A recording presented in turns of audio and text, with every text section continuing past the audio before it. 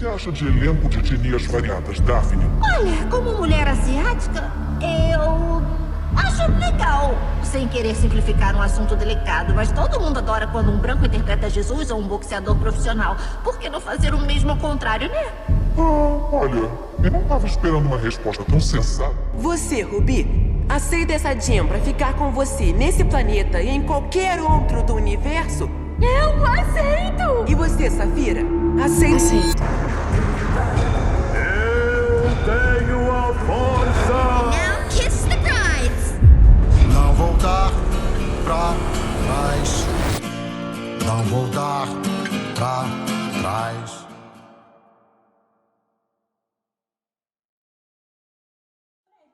É porque eu sou não binário.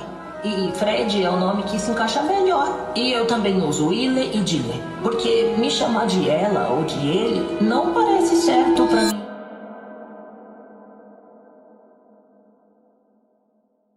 Eu pensei muito antes de fazer um vídeo sobre esse tema tão delicado. A real é que de uns tempos pra cá, certos vesperos não se devem mexer, como falar mal de algum influencer que tiver em alta. Na área dos jogos, se você falar mal de Minecraft, você toma uma espadada de diamante no lombo, mas principalmente na área dos filmes. Se você falar mal da representatividade, aí a história começa. Ai, gente, não gostei desse filme. Não tem nenhum negro. Cadê a representatividade? Mas apesar do título desse vídeo, ele não é uma comparação dos desenhos antigos com os atuais. Mas fica calmo, não precisa ir embora, beleza? Ok, a verdade é que não há sentido algum em fazer um vídeo comparando desenhos antigos com os de hoje, até porque a diferença é absurda e a humilhação é certa. Só peço para que você veja esse vídeo como uma balança. Isso é uma balança. Só que uma balança que pesa mais para um lado específico.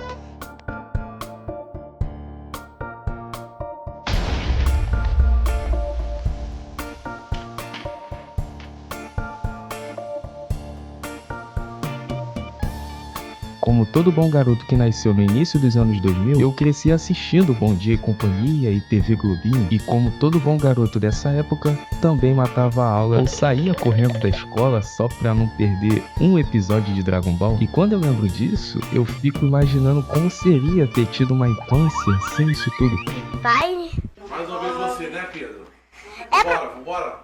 Sala da diretoria. Não dá, professor, agora, porque eu tô jogando aqui, eu tô quase mestre, professor. Mestre? É, tô quase mestre. Não, vamos. Que isso, Pedro? Não, sai. Tô jogando. Depois eu vou já falei pra professora que não dá agora, então sai daqui. Ou pior, pra assistir isso daqui. Nós somos as Crystal Gems, nós sempre salvamos o dia. Disse que não podemos. Brincadeiras à parte, você percebeu que os desenhos de hoje em dia, eles mudaram? Depois do stream, meio que muitas coisas mudaram. Muitos desenhos foram infantilizados ao extremo, não só na narrativa, mas também nos traços. Olha isso. E geralmente eles são lançados com pouquíssimos episódios, porque fillers não existem mais. E mesmo que você não goste de um filler, saiba que eles têm a sua devida importância. Não igual no Naruto, porque aquilo dali é coisa de doido. Mas na questão de parar entre uma história e outra, depois que uma história acaba, os fillers estão ali só para que o espectador pare, respire, antes de entrar numa nova história ou numa nova saga, em outras palavras, para poder descontrair o espectador e relaxá-lo antes da próxima experiência. Antes a gente tinha desenhos com tramas mais elaboradas, só que agora piadinhas inocentes, uma atrás da outra. Meio que muita coisa foi se perdendo com a chegada dos serviços de streaming, coisas essas que vêm perdendo seus devidos espaços para outros focos. Outros focos que parecem estar ali de maneira forçada, como uma forma de ganhar dinheiro em cima de assuntos sérios e delicados. Nos anos 80 e 90, a sociedade estava buscando estabilidade após inúmeras crises econômicas e políticas que vinham acontecendo em vários países. você já pode ver valores universais como esforço, família, ética sendo exaltados, sendo colocados até mesmo em obras de ficção. Com os desenhos dos anos 90 e 2000, não era diferente. Eles geralmente tinham um único objetivo: contar uma história, sendo cada uma delas com um único propósito. Um personagem com responsabilidade social e ética que mostra o valor da amizade e da família, a tomada de decisões difíceis sobre o bem maior versus os interesses individuais de cada um, o fato do poder vir lado a lado com a responsabilidade e a importância de ajudar os outros. Coragem não é a ausência de medo, mas sim a capacidade de enfrentá-lo. O que cada um desses tem em comum? Mensagens e lições universais, voltadas para aventura, amizade, família, superação e valores. Algo que qualquer criança conseguia absorver e até se identificar. Algo esse que vem perdendo a importância cada vez mais, perdendo a importância e espaço para mensagens mais segmentadas, por assim dizer, com intenção social clara. Não que isso não seja importante, só não é algo que deva ser enfiado na mente de um ser humano que ainda está começando a sua formação, muito menos sendo enfiado goela abaixo, como muitas das vezes é. Mensagens sobre responsabilidade, força, coragem, respeito ao próximo e outros valores têm a sua devida importância, pois são com elas que você aprende o que é ser humano. Isso influencia na percepção de uma criança do que é certo e errado, ajudando na formação de um bom caráter. E o mais importante disso tudo é que nada disso era apresentado como uma lição de moral fajuta sendo esfregada na sua cara. E é óbvio que o problema não está na representatividade, mas sim na maneira como ela é feita e nas situações em que ela é usada. Exigir que um protagonista LGBT ou feminino tenha um desenvolvimento sério e profundo que saia da mesma camada de sempre não é um preconceito e nem implicância. Fizeram um monte de personagem onde a personalidade dele é a raça ou a orientação sexual dele. Você consegue entender o absurdo que é isso? A humanidade do personagem, ela se perde, ela tá sendo deixada de lado, ela é inexistente. Eles marginalizam ainda mais as minorias que eles juram se importar. E o pior de tudo, trazendo para desenhos infantis. Só que difícil mesmo é explicar o que aconteceu com esse boi. Não vou dar pra trás. Não vou dar pra trás. E eu também uso Ile e Dile. Mas tudo isso não começou de uma hora para outra, só que para isso vamos precisar voltar um pouco no tempo. Deixa eu ver.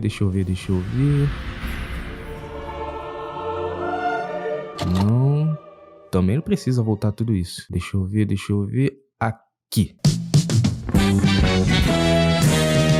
De 1960 até 1970, tiveram a luta pelos direitos civis nos Estados Unidos, direitos das mulheres e um movimento contra o apartheid na África do Sul. O apartheid foi nada mais nada menos do que um regime de segregação racial que foi imposta na África do Sul de 48 até 94. Ele classificava a população em categorias raciais e privava a maioria negra de direitos básicos, enquanto a minoria branca mantinha o poder. Eu sei, é horrível. Alguns desenhos e filmes começaram a mostrar a diversidade racial e moral já naquela época.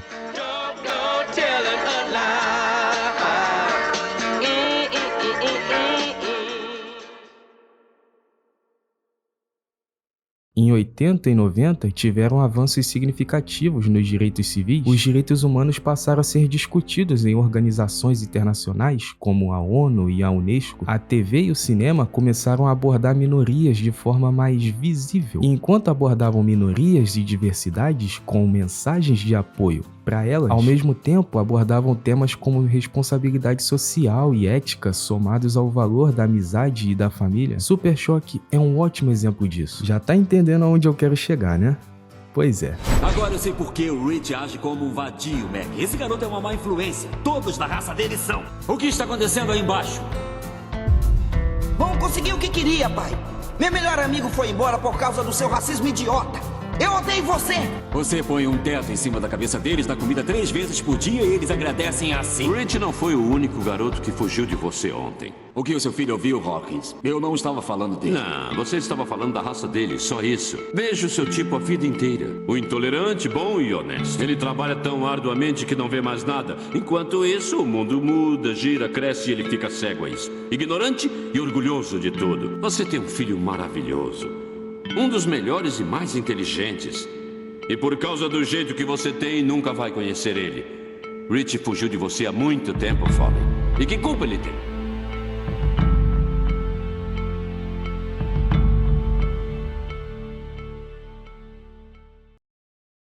Com a chegada da internet, vieram as redes sociais, blogs e fóruns. As redes sociais e blogs permitiram que debates sobre igualdade, diversidade e inclusão ganhassem uma visibilidade global. Desenhos e filmes infantis começaram a incluir personagens a incluir famílias diversas e várias mensagens sociais, como por exemplo The Proud Family ou Steven Universo. Desde então, de meados da década de 2010 até hoje, os assuntos de igualdade de gênero e direitos LGBTs e diversidade racial viraram uma pauta central na mídia, com uma pressão maior por parte dos internautas e até de movimentos sociais para que as obras começassem a refletir a diversidade da sociedade. Em outras palavras, virou uma pauta obrigatória na mídia e na publicidade.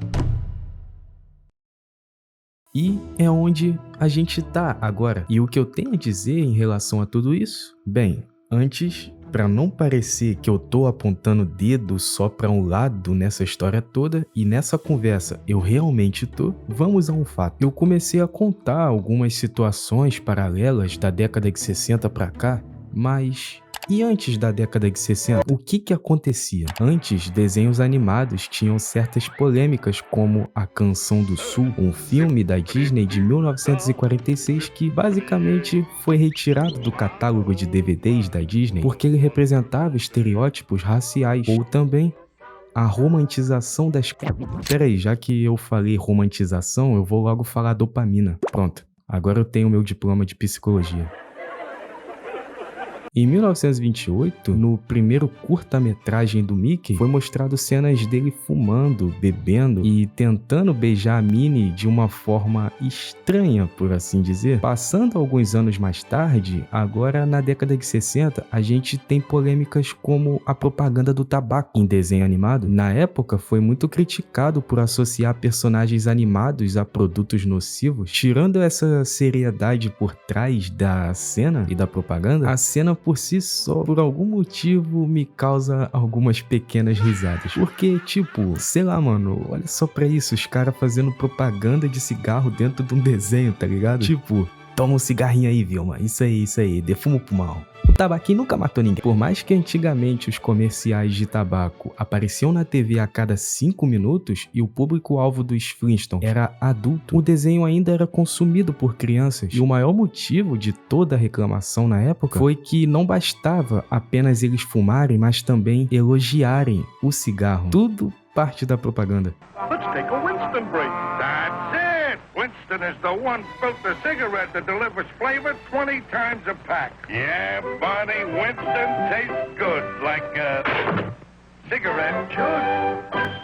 Ainda por esse lado, agora nos anos 90 e 2000, temos a polêmica do desenho A Vaca e o Frango. Uma polêmica grande ao ponto de ter um episódio banido. Esse desenho eu sempre achei estranho, porque quando eu assistia, eu acho que eu não entendia nada praticamente. Acho que eu tinha uns 5 anos pra menos, e eu nunca entendi absolutamente nada desse desenho. Nada. Sabe o que é nada?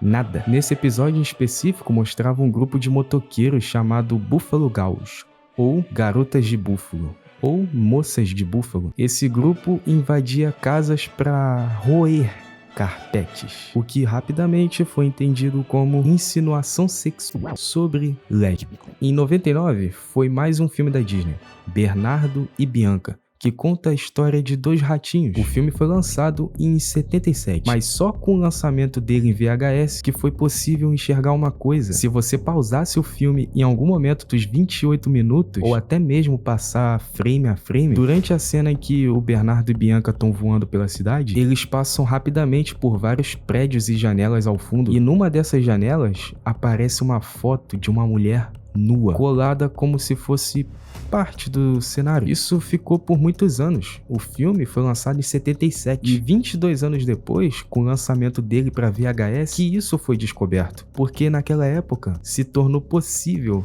pausar um filme.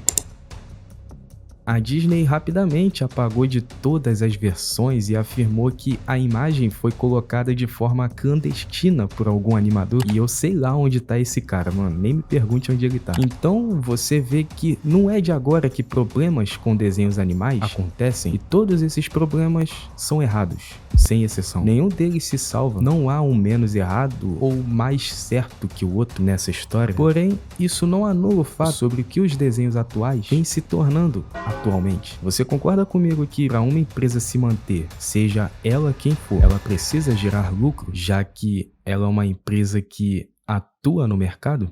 Né? Seja no mercado de jogos, serviços de tecnologia e qualquer outro. Agora pega essa empresa e põe ela de cara pro gol. Ela vai pensar em formas de agir para com esse alvo. Ela vai imaginar que produzir conteúdos e obras que abordem esses temas sensíveis, que são bastante discutidos, pode gerar algum tipo de lucro. E isso é um fato? Não, óbvio que não. Se fosse assim, a gente não teria uma Marvel em decadência nos dias de hoje. Na ideia, é isso que as empresas querem e esperam, mas na execução é onde tudo dá errado, porque elas não estão visando se importar com minorias, elas só querem o lucro. E por causa disso tudo, eles erram na execução. E a execução é a raiz onde mora todo o problema, todo o debate e toda a discussão existente na internet. Primeiro de tudo, que já estão errados em pôr esse tipo de mensagem em desenhos infantis, ponto final. Segundo de tudo, eles tentam empurrar goela abaixo essas mensagens, alteram etnias ou, pior ainda, criam personalidades horríveis. Por que eles marginalizam esse personagem mais ainda? Que doideira. Eles sabem que uma obra, seja um filme, desenho ou série, onde eles alteram etnias e propagam essas mensagens, vai atrair um bom público. Essa porcaria aqui, quer dizer, essa coisa aqui, no primeiro episódio, juntou um monte de gente, sejam aqueles que só foram lá assistir pra poder falar mal, ou aqueles que não estavam entendendo porra nenhuma. Não é loucura falar que isso tudo não passa de nostalgia versus modernidade, o impacto entre os desenhos antigos com os atuais. Mas te falar a real, pra quem cresceu com Dragon Ball, Samurai Jack e X-Men Evolution, ver isso daqui hoje em dia é realmente estranho. Olha só pro Peter Parker, que mesmo apanhando e sendo rejeitado e praticamente sendo um fantasma, pois carrega o fardo de sempre estar sozinho para um bem maior, veste sua roupa do Homem-Aranha e percorre pela cidade ajudando pessoas. O pai de família que acorda 4 da manhã para trabalhar, cara, ele também merece ser representado. A representatividade, ela tá sendo seletiva. O problema não tá em representar as minorias, mas sim na forma como fazem, reduzindo essa tal representatividade a apenas ideologia de gênero de forma forçada. E o pior de tudo, levando esses pensamentos para seres humanos que ainda estão na sua fase de aprendizado. O meu nome é Kaiser e eu fico por aqui. Obrigado por ter assistido até aqui, tamo junto e até a próxima.